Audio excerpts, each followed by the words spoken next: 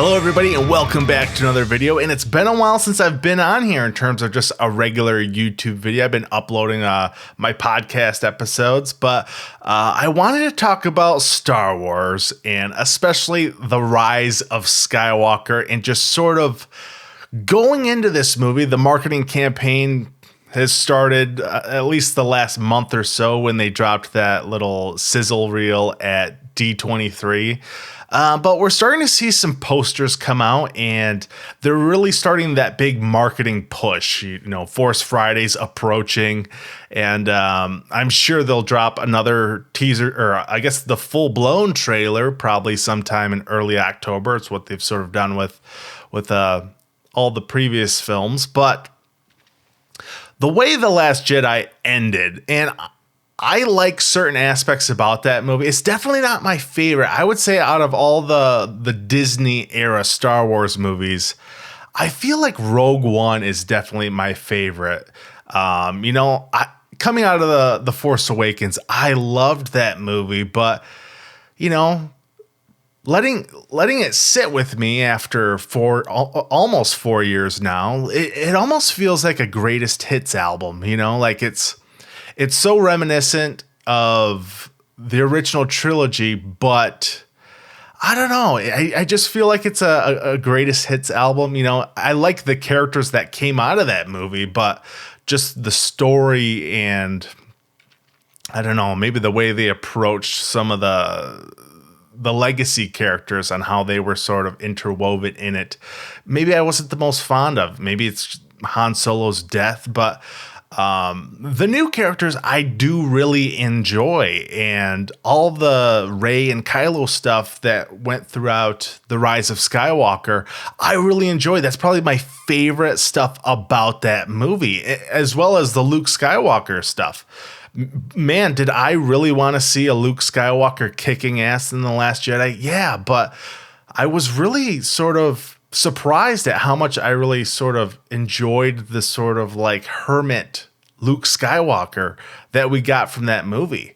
But the way The Last Jedi ended, and this is the way I still feel, and the way I felt, walking out of the theaters, man, did that just sort of like wrap up in a way that just doesn't really give you that much to really sort of chew on leading into the next movie.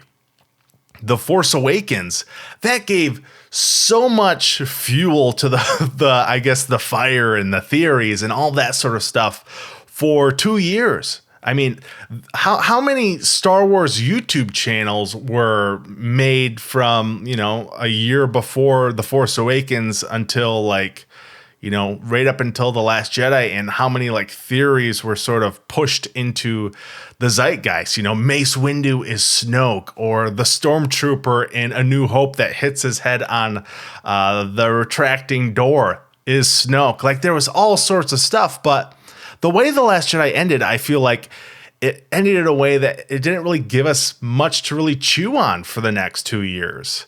And then, there was the debacle with Colin Trevorrow being canned off episode 9 and J.J. Abrams stepping in. And I like J.J. Abrams, but I feel like he's not the most interesting storyteller. I feel like his Star Trek movies are okay, but I don't really feel like they're really Star Trek in a way. They're sort of a reincarnation of them. I mean, they're essentially a reboot, right? So, but I feel like they don't really have the core of what Star Trek really is. The sort of, I don't know, maybe it's just the television aspect about it, but they don't really have that sense of logic and intelligence that the original series, The Next Generation, and so on had. But J.J. Abrams, I feel like, can make a competent movie, but is the story really going to be that interesting?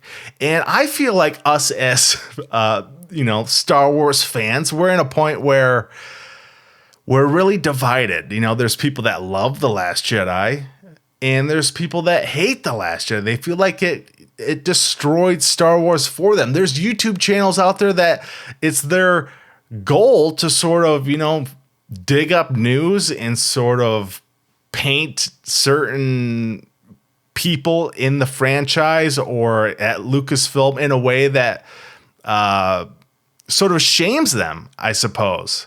And that's fine. I don't really care if anybody really wants to do that. And that if that's the way you want to spend your free time, so be it. But I want to spend my time trying to enjoy things and take away, I don't know, things that I like about the franchise. But right now, going into episode 9, I'm looking forward to it, but man, do I really not know what the hell is going to happen in this movie. And maybe that's a good thing. But at the same time, I just don't want them to be like throwing shit at a wall at us and just giving us stuff that doesn't really make the most sense for the franchise. I'm definitely excited that Palpatine's going to be in this thing. In what capacity, we don't really know. But I don't know. I just feel like with all of our expectations right now, I feel like this movie is just not going to meet so many people's expectations. There's going to be people out there that no matter what they do in this movie, I think that they're not going to like it. There's going to be some issue that they're going to take umbrage with, and it's not going to work for them. And I mean, that's the subjectivity of film, but I don't know. It's just I guess the Star Wars fandom right now is kind of in a tough place, man. It's sort of like, I mean, it's like Star Wars is like both Marvel and DC, where like there's groups that love it and hate it and, fight with each other. But, Marvel and DC, they have their own wars, but Star Wars is having that war like within itself, I guess. But, I hope the Rise of Skywalker just blows us all away. But at the same time, I'm really sort of trying to rein in my expectations and just not trying to get my hopes too high. And I mean, yeah, it sure is a big disappointment that we never got to see Luke, Han, and Leia in the movie in a scene together, or in a movie in this sort of Disney sequel trilogy. That would have been something pretty special, but I don't know. I don't want it to feel like bingo night with Han, Luke, and Leia on the Millennium Falcon. Like, I don't know. Maybe that was the best choice to have them separate.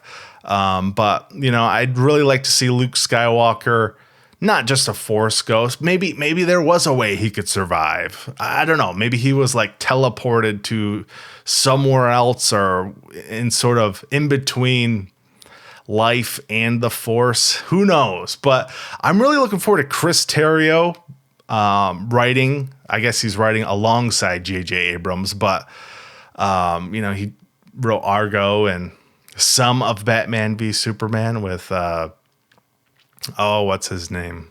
Goyer. But anyway, those are just some of my thoughts about The Rise of Skywalker. I'm trying to rein in my expectations for this movie. I'm totally excited for all the Kylo and like Palpatine stuff, and I want to know what's going on with Luke Skywalker. But I mean, I just don't know what the hell they're going to do in this movie. That's good and bad. And I mean, from what I've seen in the little footage that we've seen, I think it looks pretty okay. But I just want them to knock our socks off, and I want them to just deliver us a fantastic Star Wars movie and sort of, tie the Star Wars fan community back together a little bit more. And I'm sure as hell stoked for The Mandalorian. But guys, let me know all your thoughts on everything I talked about. Maybe there's something else that you're excited for, or you're a little bit weary or cautious on. So let me know down below in the comment section. Guys, thank you so much for watching. I'm Rex Overdrive. I'll see you next time.